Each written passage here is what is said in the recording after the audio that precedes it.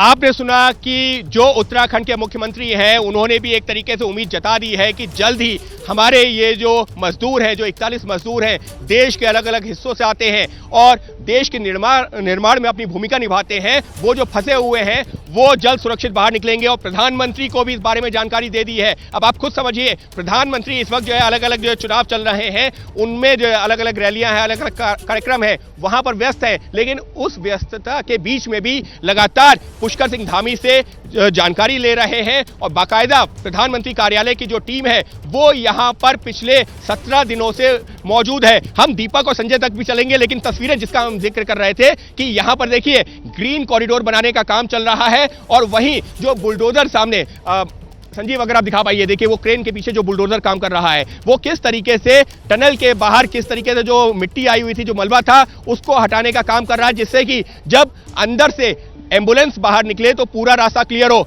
दीपक, जिस तरीके की गतिविधियां, जिस तरीके से मुख्यमंत्री का बयान, वो तो सब यही इशारा कर रहा है ना कि हम जिस चीज का इंतजार कर रहे हैं वो पल कभी भी आ सकता है।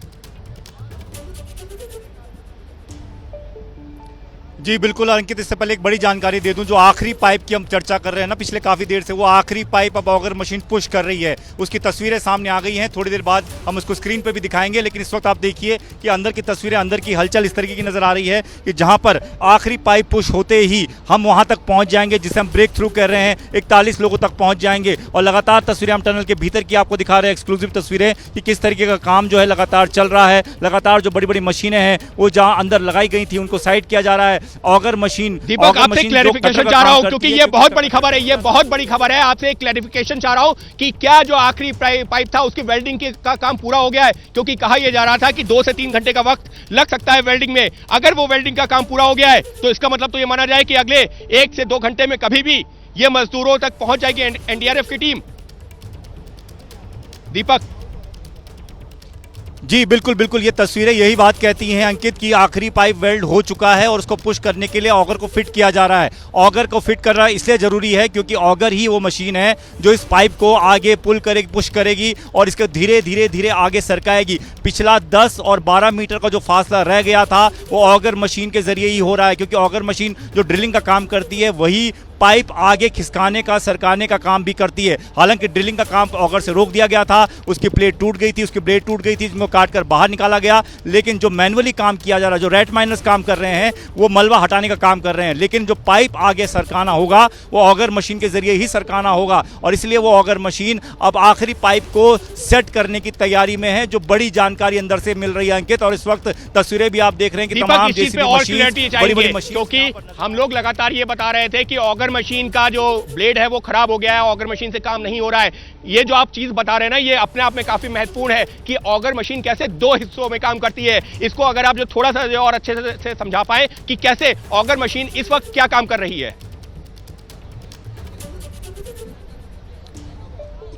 जी अंकित, पहले हम इस ऑगर मशीन को समझ लेते हैं। अमेरिकन ऑगर मशीन 2 हिस्सों में होती है, जिसमें पहले हिस्से में ब्लेड्स होते हैं, बड़े बड़े ब्लेड्स। मैं तस्वीरों के जरिए आपको समझा देता हूं। सामने एक और ऑगर मशीन रखी है जिसे इंदौर से यहां पर मंगाया गया था। ये ऑगर मशीन के ब्लेड्स हैं जो आप देख रहे हैं ऑरेंज कलर के, यही होते हैं कटर जो कि बड़ी बड़ी चट्टानों को, मिट्टी को खोदने का काम करते हैं, टनल में रास्ता बनाते हैं। लेकिन उसके पीछे एक और हिस्सा होता है जो आप देख रहे हैं, ठीक सामने का हिस्सा, वो हिस्सा जो होता है वो पाइप सेट करने का हिस्सा होता है, जिसे पाइप में पुश किया जाता है। इसके पीछे पाइप लगते हैं। इसकी जो क्षमता होती है वो 1 घंटे में 6 मीटर पाइप पुश करता है, यानी कि उसमें जो पैनल लगा हुआ है, उसमें जो ट्रैक लगा हुआ है, उस ट्रैक में आप 6 मीटर लंबा पाइप रख सकते हैं, जिस 800 mm पाइप को हम इसमें सेट कर रहे हैं। तो ऑगर मशीन के 2 हिस्से हैं, आगे कटर का काम, पीछे पीछे पाइप सेट होते जाते हैं। तो अब जब हमारे जो ब्लेड्स टूट गए हैं, हमारे आगे के कटर टूट गए हैं, जो जिनको हमने काट कर बाहर निकाला है, लेकिन जो पुशिंग का काम है, जो पाइप सेट करेगा, जिसमें ट्रैक लगा हुआ है 6 मीटर तक के पाइप का, वो काम ऑगर मशीन का पिछला हिस्सा करती है। और वही काम इस वक्त ऑगर मशीन जो पहले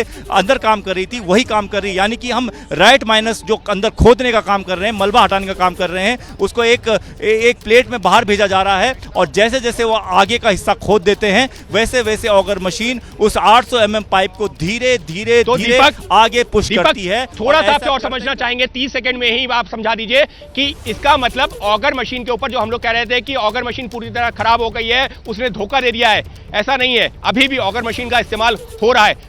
फिर हमको संजय के पास भी चलते हैं इसके बाद। जी बिल्कुल अंकित, ऑगर मशीन से ही काम चल रहा है। ऑगर मशीन जो कटर का काम कर रही थी वो काम अटक गया था, वो हिस्सा टूट गया था, लेकिन जो पुशिंग का काम है, जो पाइप पुश करने का काम है, वो ऑगर मशीन ही कर रही है, जो कि किसी और मशीन के जरिए नहीं हो सकता, क्योंकि आपको 50-60 मीटर मलबे के बीच एक 800 mm पाइप को पुश करना है, बहुत लंबी दूरी तक पुश करना है। इसके लिए एक हैवी मशीन चाहिए होती है और ये काम ऑगर मशीन बेहद अच्छे से करती है। यही वजह है कि ऑगर के जो आगे का हिस्सा है, जो ड्रिल का काम है, वो रेट माइनस कर रहे हैं, यानी कि एक शख्स आदमी आगे जाके खोदता है, चट्टानों को तोड़ता है, वो रास्ता बना रहा है ताकि मशीन उस पाइप को आगे भेज सके। तो धीरे धीरे ये काम हो रहा है। बहुत महत्वपूर्ण जानकारी है दीपक, ये बहुत महत्वपूर्ण जानकारी है, क्योंकि लगातार तरह तरह की जानकारियां सामने आ रही थी कि ऑगर मशीन खराब हो गई है, काम नहीं कर रही है, अब सिर्फ मैनुअल ड्रिलिंग होगी। लेकिन आपने जो जानकारी दी है बहुत महत्वपूर्ण जानकारी है, पूरे रेस्क्यू ऑपरेशन से जुड़ी हुई। और इसी वजह से हम फिर दोहरा रहे हैं कि एबीपी न्यूज जब ग्राउंड पर आया है तो हम लोग कोशिश ये कर रहे हैं कि अंदर से लेकर के बाहर तक की हर तस्वीर आप तक पहुंचाएं, जानकारी पहुंचाएं। संजय, लेकिन अब तो आपके चेहरे पर भी जो है धूप भी आ रही है, मेरे चेहरे पर भी धूप आ गई है। जो एक आशंका थी ना कि बारिश हो जाएगी, व्यवधान पड़ सकता है, वो आशंका भी फिलहाल खत्म होती जा रही है। जल्द नजदीक आ रहा वो वक्त जब निकलेंगे 41 मजदूर।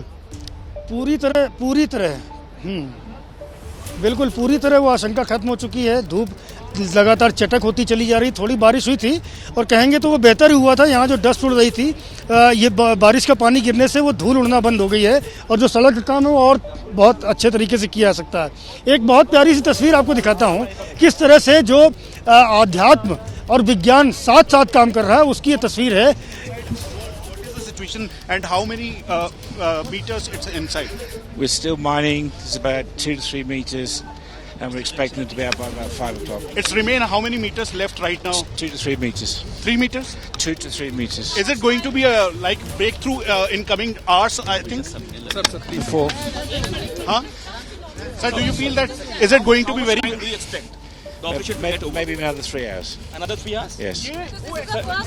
जी, तो ये देखिए एक्सपर्ट अंकित निकल के आए थे, बहुत बड़ी खबर कि एक्सपर्ट अगले 3 घंटे में ये रेस्क्यू ऑपरेशन पूरा हो सकता है। ये जो एक्सपर्ट इससे जुड़े हुए हैं रेस्क्यू ऑपरेशन से, आपने उनका बयान सुना, जो एबीपी न्यूज लगातार आपसे बता रहा था ना, जो संजय ने बताया था, दीपक ने बताया था, मैं यहां से जानकारी दे रहा हूं कि 2 से 3 घंटे, और अब ये आधिकारिक तौर पर बयान सामने आ गया है। एबीपी न्यूज लगातार कह रहा था कि 54 से 55 मीटर, और 54 से 55 मीटर की बात इन एक्सपर्ट ने भी कही है, और ये वो एक्सपर्ट है जो कि इस रेस्क्यू ऑपरेशन से लगातार जुड़े हुए हैं। तो देखिए, एबीपी न्यूज की इस खबर पर मोहर लगाई है इन एक्सपर्ट ने और साफ तौर पर कहा है जिस बात का इंतजार हो रहा है वो लम्हा 2 से 3 घंटे की दूरी पर है। और इसका क्या मतलब हुआ? इसका मतलब हुआ कि 12:30 बजे के आसपास का वक्त हो रहा है। उम्मीद की जा सकती है कि 4 बजे के आसपास तक ये रेस्क्यू टनल बनाने का काम है, ये पूरा हो जाए। और इसका क्या मतलब है?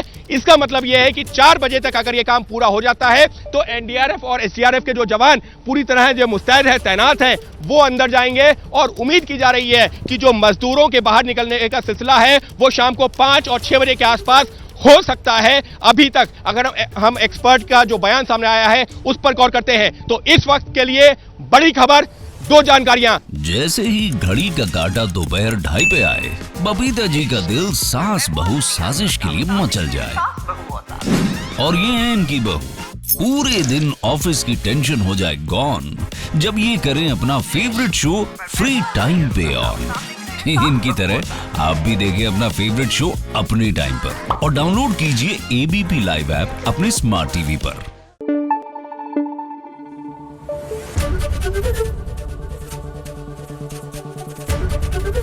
एबीपी न्यूज आपको रखे आगे।